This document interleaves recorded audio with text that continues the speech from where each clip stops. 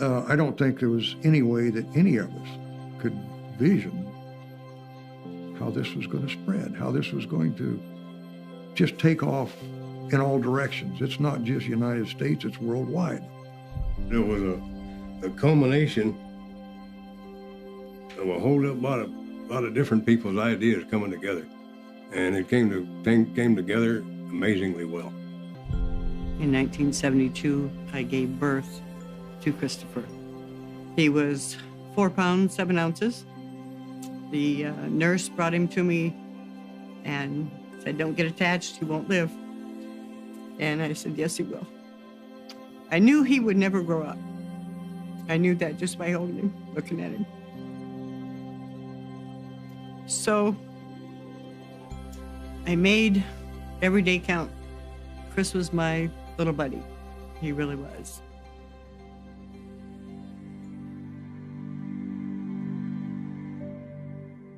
We were planning on coming back to Phoenix for a visit, and along in mid-Texas, I noticed Chris he wasn't himself. Something was just not right. We took him right in. The doctor did a little pinprick on Chris and came back a short time later and said he has leukemia. The poor doctor just looked at me and looked at my brother and my mother and wrote down an address, St. Joseph's Hospital, and said, "Go there, they're waiting for you." I made a vow that night to even be, they say, a better mother, to even have more fun with him. We just kind of went from there. We really did, day by day, week by week, whatever we needed to do. Community college class, I'd met a lady by the name of Kay Austin. Her husband happened to be a U.S. Customs agent, which I didn't know. And she says, "You know what? Come on over to my house. We'll study together. Maybe I can help." As we got into our studying, the front door opened and there was Tommy. And Chris jumped up with more energy than he had had the whole time he had been there. And I think he told Tommy you're under arrest or freeze or something. Turned over and he said, "Freeze." I'm a police officer, so I froze. He got off the couch and he carefully searched my front pockets, and he was satisfied I was clean. He holstered his weapon. He stuck out his hand. He said, "Hi, I'm Chris." And from that moment on, we were buds. We were best friends. We were pals. We absolutely loved having them be a part of our family. And Tommy began to talk to Lynn at that time about doing something special for Chris. Ron Cox and Mike Stevens from DPS and I were together. Tommy started telling all of us the story about Chris. So there was a lot of tears shed that night. And Tommy said that, well, some of you guys, we'd have you offered to help out when the time comes. I said, "You bet, I will." In mid-April, Chris had gone out of remission, and it was coming very close to the end. And I made a phone call, but to Tom Austin.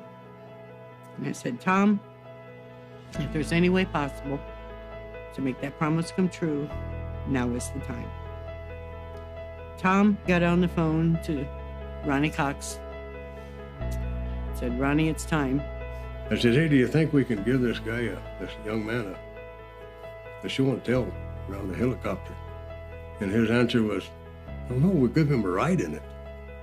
I called Chris on Friday, and hello, very weak drawings, very weak. I said, "Chris, how would you like to have a ride on a real police helicopter Monday morning?" Instantaneous, that voice changed. "Oh, Tom, you're joking, you're joking." Well, somebody notified the news people, so they're going to be filming. I thought, this is starting to get a little over my head, and I think our director may want to hear this before he sees it on the news. So I called Alan Schmidt, and I said, "Alan, here's what I've done." And I said, "Yeah, we can do that, and we'll tour him around and all that."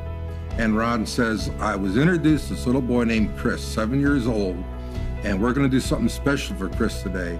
And I would like you to be standing by with your motorcycle." 6 o'clock Monday morning, the phone rang. "Hello?" "Hi, Tom, this is Chris. You hadn't forgotten, have you?" I said, "No, I hadn't forgotten."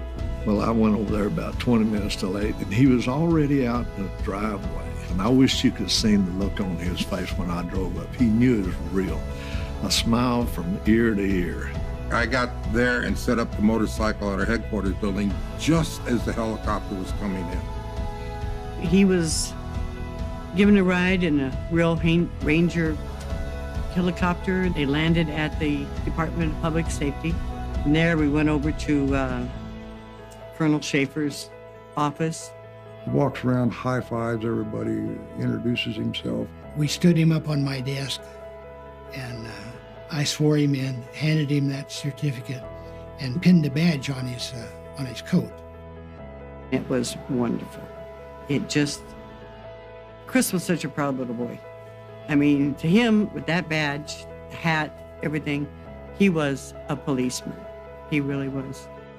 This was something that I was totally helpless to do, but Tom had pulled it off with the help of Ronnie and help of all of the DPS officers. On May 2nd, he said, "Mommy, I'm not feeling real good." On May 3rd, he passed away, just that quick. There was a unity born with these officers and what they did. We had lost a fellow officer, we meaning the Arizona Highway Patrol. I was called into the commander's office, and he said, "We have learned that Chris is going to be buried in a little town called Kewanee, Illinois." He said, "I would like you and another motorcycle officer to go back and give Chris a full police funeral." When Scott and Frank came back from the burial and the memorial for Chris in Illinois, we were talking, and I was asking Frank and Scott, how did this come about? How did it all go? And we were just chatting, and they were telling me how it went. And we all said basically at the same time, there's more children out there. Why don't we go find them? I love the idea of it, and I love what it brought those families.